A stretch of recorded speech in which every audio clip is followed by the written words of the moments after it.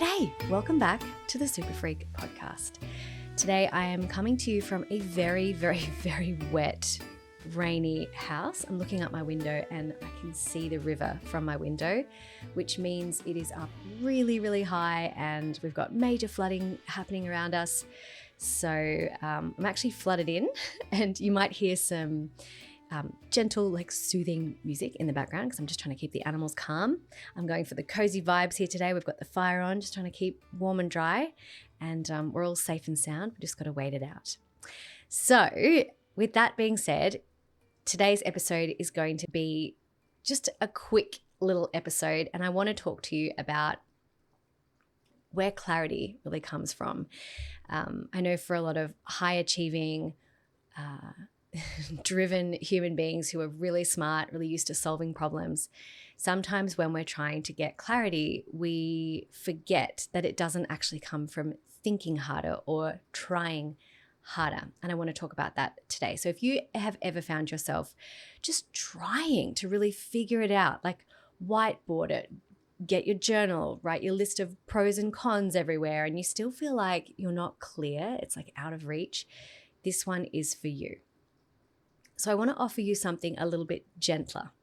It's not a 5-step plan or mental gymnastics or anything. This episode is as soothing as my lounge room is right now. It's just an invitation to stop thinking your way to clarity and instead to open to what wants to emerge when you do stop trying so hard to actually get the answer. It's a little bit of a paradox, but it works so well. So let's talk about how clarity actually does arrive, especially when you're navigating a transition or you're holding a big question about what's next, or you're trying to make a decision for your life or your business. Overthinking creates confusion. Let's start here. When you're stuck in indecision, the mind tends to get a lot louder. I know you've experienced this before. It loops, it searches for the perfect answer. It plays out 100 different possible scenarios, usually when you don't need it to be doing it, like when you fall asleep at night. It's trying to protect you from making the wrong move, from being unsafe, from feeling regret.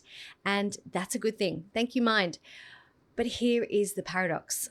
The more we try to think our way out of uncertainty, because uncertainty is due to our thoughts, the more confusion we tend to actually create, and around we go, and we can spiral, because clarity is not actually a cognitive process. It's just a knowing, and knowing lives deeper than logic. It lives in a different place in your body.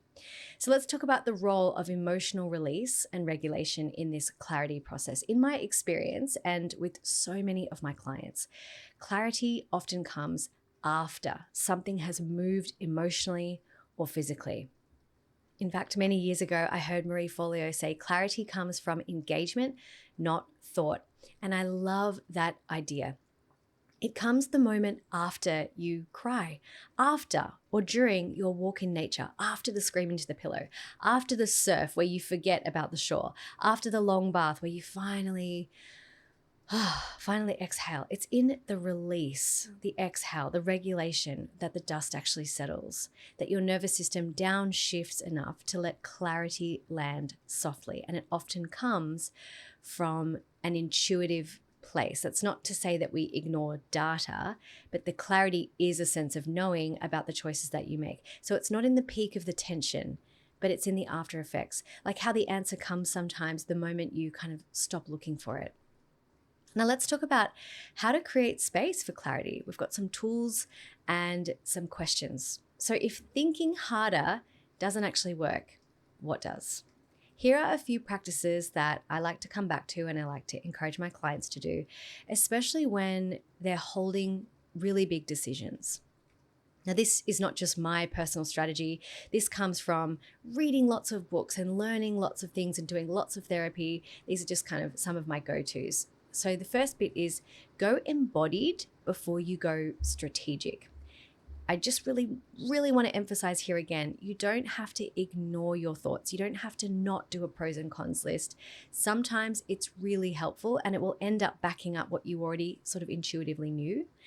But if we don't go embodied, we can end up making decisions thinking that we're being strategic, but it's actually coming from a place of fear or hyper arousal. So what I mean by embodied is walk, move, dance, cry. Let your body metabolize what your mind can't. There is so much power in a really good workout, but I personally am a walking gal. Like, I will get on my treadmill if it's raining, which I would have to do today, or I just go bush and I start walking, and sometimes it's with music or something in my ears, but I always make sure that there's time with no music, because, and you know, I know lots of people who love cycling and surfing and moving their bodies in that way, because you have to be so present and sort of think about what you're doing, and it really helps you just get into the body, focus on your breath, yoga, things like that. That is going to really help you just get out of your mind and back into your body. The second tip is to ask better questions. So here's some great questions for you. You can write these down if you want.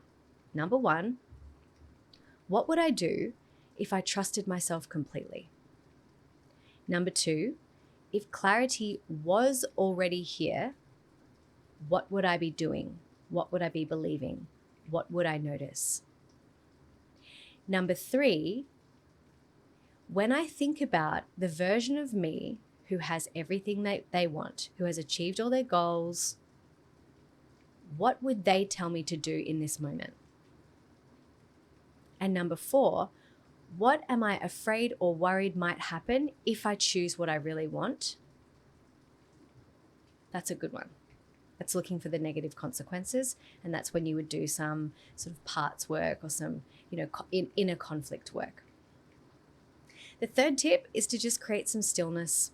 So this obviously would come after the embodiment, because if you create stillness when your mind is going wild, you're stuck still in your own thoughts, and that's just a recipe for a spin. So we create stillness not to force an answer, but to make space for one to arise. And one of my favorite ways to create stillness is meditation. Another one is drawing and doing sketching. I just love that. It's a little bit active, a little bit embodied, but mostly still. And then the fourth tip, which is my favorite, is just go and live your life. Go and do something completely unrelated to what you're trying to work out. Let life just meet you. Clarity often shows up when you're not looking directly at it. I know that you know what I'm talking about. It just pops in the moment when you're walking along, or you're taking a shower, or you're driving, or you're on the loo. For me, it's mostly driving where clarity comes. I'm focused on a long view. It's moving past me. I'm sort of a little bit physically distracted because I'm thinking about driving, and pop, the ideas just come. Often there's music playing as well. Okay, now let's talk about mental strategy versus embodied decision making. So here's the difference. Your mental strategy says, let's list the facts. Let's make the smartest choice in this moment. Let's list out all the pros and cons. Let's make sure we don't miss a thing, and we can't get this wrong because being wrong is wrong. Embodied decision-making says, let's just listen for what feels most true. It sounds a bit wishy-washy, I know, and we don't have to ignore the listing of the facts, because strategy can be super helpful, but not as the first port of call or the final port of call. Because when you're dysregulated or hyper-aroused or disconnected, even the smartest strategy is going to be kind of brittle. It's not based on a house of bricks. It's based on sand. So when you're anchored in your body and in your truth and in your knowing, strategy becomes a support, not a savior. Now, what do I mean by this? I mean that if you're coming up with a strategy to get out of a pickle, and you are still feeling scared and fearful and overwhelmed and dysregulated and discombobulated and disconnected and completely hyper-aroused, you will follow through on the strategy, but your body will be coming from a place of like fear and dysregulation. You'll miss opportunities to actually see spaces where you can speed up the process. You will probably come across very differently if you have to show up anywhere, because you're not coming from a grounded kind of knowing place. It feels insecure. It does feel actually brittle. It feels like hope instead of groundedness. And that makes a big difference to the results that you get, because your feelings impact, your thoughts, and your feelings impact the decisions that you make, and the decisions that you make impact the actions that you take, and the actions that you take impact your results in the world, and your results in the world impact the way that you see the world, and what you believe about the world impacts, it goes around in a cycle. What you believe about the world impacts your thoughts and your emotions, and around you go. So Again, strategy can be really helpful, but we don't want it as the only port of call. We don't want it as the first port of call. We don't want it as the last port of call. We want it as a support.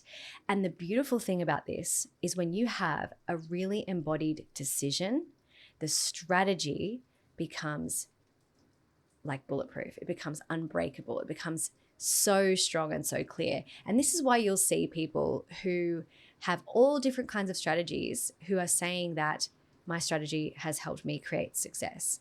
This is why it's not that the strategy is the only strategy that works. There are millions of strategies that work, and some that are completely illogical and wild, and some completely strategyless.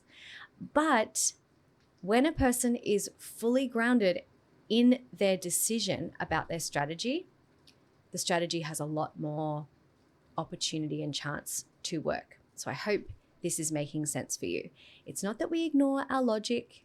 Logic is there for a reason. It's that we just get into a place of being embodied, so we absolutely know that the logical answer is the one that we want, because sometimes it's actually the illogical answer that is the real answer. I know you know what I'm talking about. So my friend, if you are in a season of fogginess, of wondering, of not knowing, of feeling like you're guessing, maybe you don't need another book or another strategy. Maybe there's nothing wrong with you. Maybe you just need to rest, cry, move, work out, go for a walk, regulate, and trust that your deeper knowing is already on its way. You just need to make space for it. You're not behind. You're not broken. You're not wrong for feeling the way that you are. You're just a human, and your timing is perfect and your pace is perfect, and you're exactly where you need to be, even if you are absolutely convinced that you do not want to be there. And I want to say actually that, saying that you're exactly where you need to be on a podcast, obviously there's so much nuance to that. Please take what you like from this episode. If that doesn't feel resonant to you, please don't take it, just ignore it. The reason that I say that is not to make a sweeping assumption about where you're at. It is to support you in getting present with where you are, so you can regulate yourself and take the next right step for you to move on from your situation. It's not that I'm saying you should surrender to it and just kind of accept it, and sometimes that's what we have to do too. But it is there to help you feel like you can nourish yourself and regulate yourself so you can keep going.